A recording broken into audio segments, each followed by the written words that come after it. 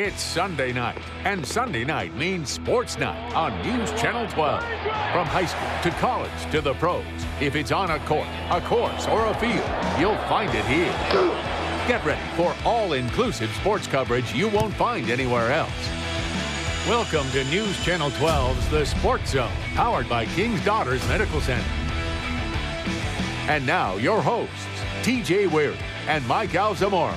Welcome to the show, everyone. I'm flying solo tonight. In the history of Mississippi sports, few rivalries have the intensity of one born on the basketball courts of the capital city. Lanier, Jim Hill, and Brinkley High Schools, this was the 1960s, competed in a three-way grudge match that lasted not games, not seasons, but more than a decade. This week, a secret player reunion happened, and News Channel 12's Jacob Kittelstad had the only camera there aimed at some of the best players of the generation.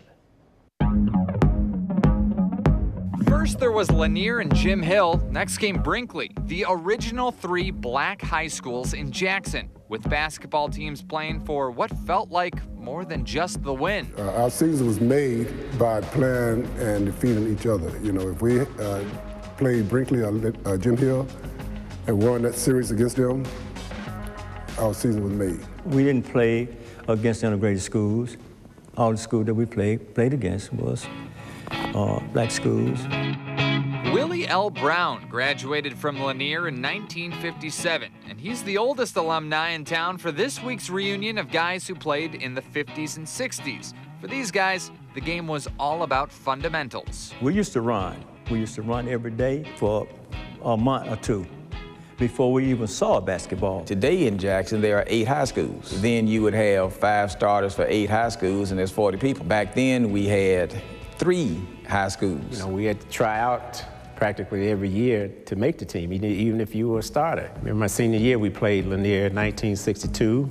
We played them 4 times. In every game, that may have been the most point differential was 3 points. It really got pretty intense, to the point that sometimes, you know, people that crazy after the games or even during the games, because guys were up in the stands betting on the games, and sometimes you had trouble getting, leaving the grounds, the stadium. You got on the bus headed back to your school.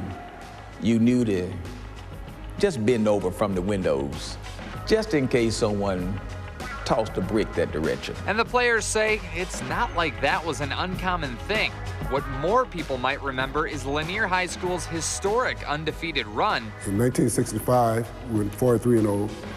State and national championships. But many players remember those other in-season games. Often the memories of the hard losses are crystal clear. It was intense. It was intense enough that when my team, Brinkley, lost to Lanier, I cried. I cried all the way home. If I had to walk further than 3022 Smith Robinson Street, I would have cried all the way to the next address, the next street. You know, during rivalry games, sometimes people would get heated up.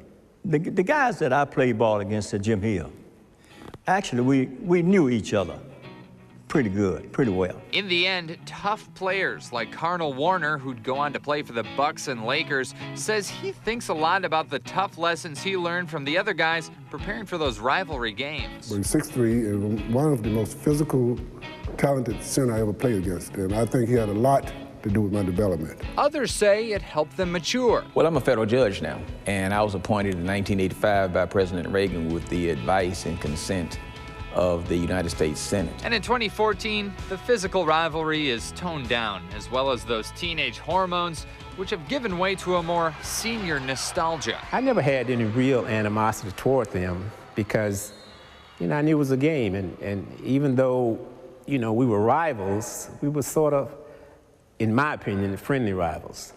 But not to the point where I didn't want to kick their butts, Now that we're old, what can we do? All we can do is reminisce. Jacob Kittelstad, News Channel 12 Sports. Thanks a lot, Jacob. Brinkley's now a middle school in Jackson, and that's not the only thing that's changed since those guys played. Now we have three-pointers, bigger gyms, and according to those guys, lenient refs when it comes to traveling and carrying the ball.